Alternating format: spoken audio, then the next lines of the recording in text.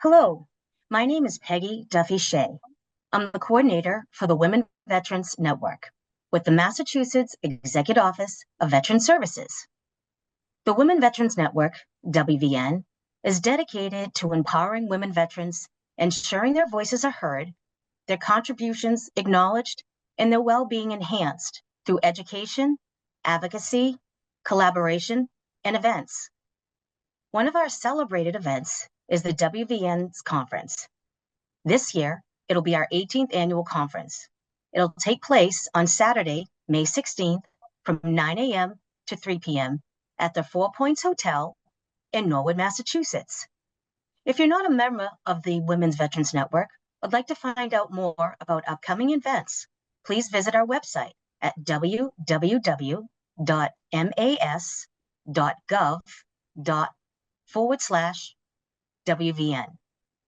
Today, I have the honor of interviewing our general session speaker, Zaneta Adams. Zaneta served as the director of the Michigan Veterans Affairs Agency under the governor from June 2019 until December 2022.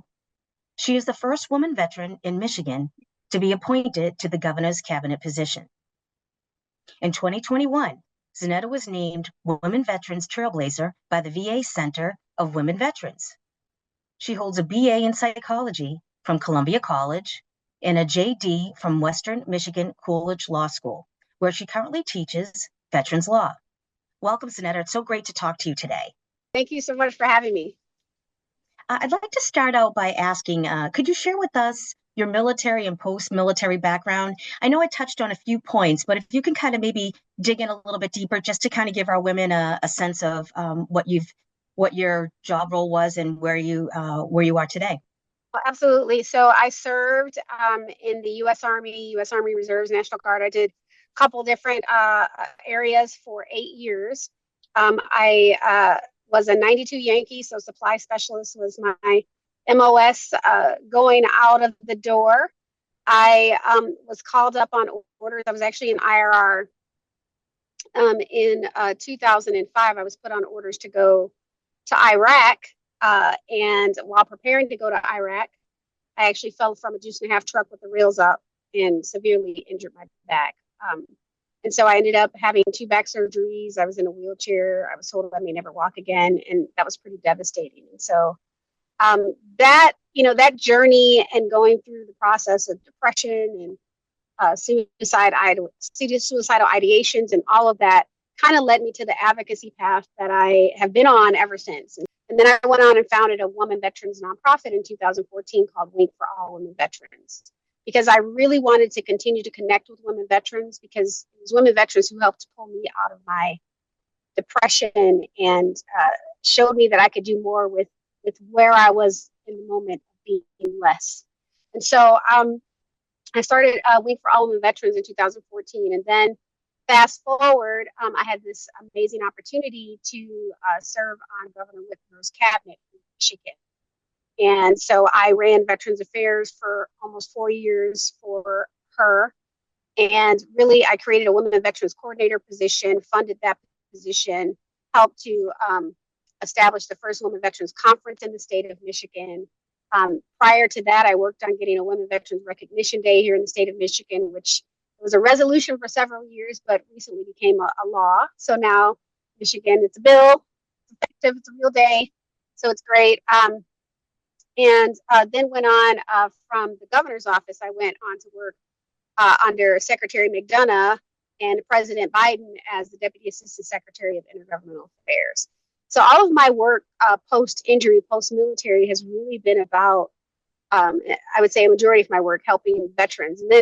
And then to add to that, I taught veterans law at Coolidge Law School, trying to help future lawyers, which most of them were veterans, understand the VA process so that they could best help veterans. So I know that was a lot, but I wanted to just kind of touch base on it. No, that's amazing, your journey from service and after service. It's amazing to hear.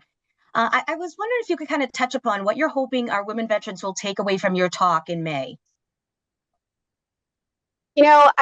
one of the things that I think I struggled with, and one of the things I've been mentoring other women on is, the theme of this conference, empower her voice, honor her service, is really telling. It's really important in this moment. And what I hope that women can take away is that, one, they have a voice, and their voice is strong and it's loud, and it's evident by the fact that they volunteered for service, right? Yeah. We may think that we don't have a voice, we don't have anything to say, nobody's going to listen to us. Maybe I only retired or got out of the military as an E3. That was me. I was a retired E3, right? Who's going to take me seriously? But then I work, for the president of the United States as probably one of the only lower enlisted folks amongst people who went to West Point and all of these things, because I have something to say. I have a voice. And that voice became more pronounced when I served. So my hope is that, one, they can remember where they came from, which is they all served and they all did it voluntarily. And then expand on that to be able to find their voice in other spaces, in other places, and not be limited by what they see or what others may say. So that's my hope, is that they really walk away empowered, and that honoring her service starts with self. Yeah, absolutely amazing. Definitely the theme that we're carrying through this year for our women veterans, which is amazing that you can touch on it. A question for you too is, who inspired you to pursue the empowerment of others? Like, was there somebody that kind of popped out, or did you find it on your own? No, I won't say it was one particular person. I will say it was a group of people. So when I was injured in 2005 and I came home, I have 6 children. I have 2 sets of twins and 2 singletons. We adopted 1 child, so 5 by birth myself. But we they got out of the military. I had 3 children at home at the time, and I couldn't do a lot. My husband was helping me to bathe and put my shoes on and all of these things, and I just felt like I was a burden on my family. And so I went to this women veterans retreat. It was like they didn't have a lot of those things. I would be going to Wounded Warrior Project events, and I would be going to Disabled Sports USA events, and they were great, but I'd be like the only female.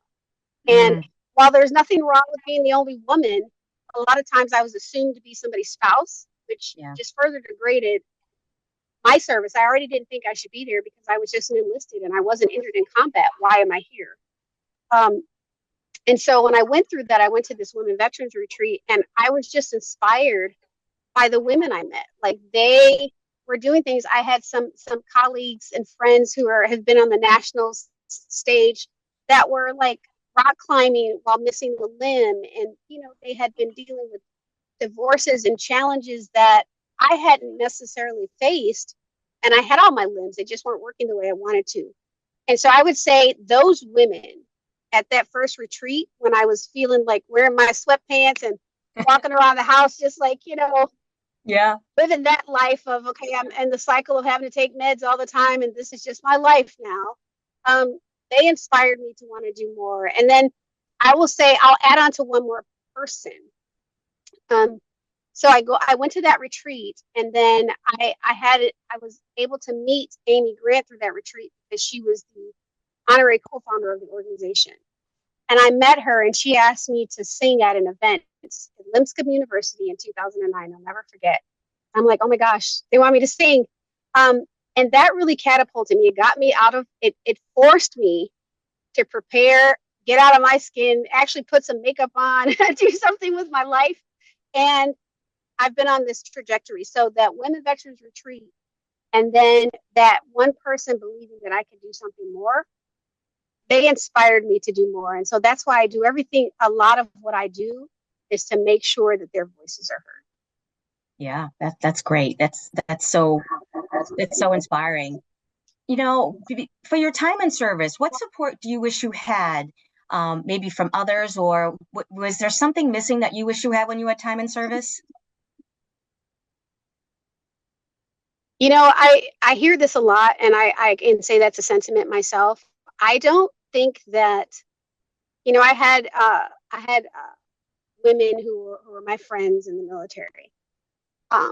But I don't think that there's enough camaraderie around that, because I think everybody else, every woman that's been in the military that I've known so far, um, and there's different ways that they've enjoyed their service or not, but we've all had to have this survival instinct where, and it's not survival like somebody's attacking me necessarily, because that is the case for some women, but it's not for others.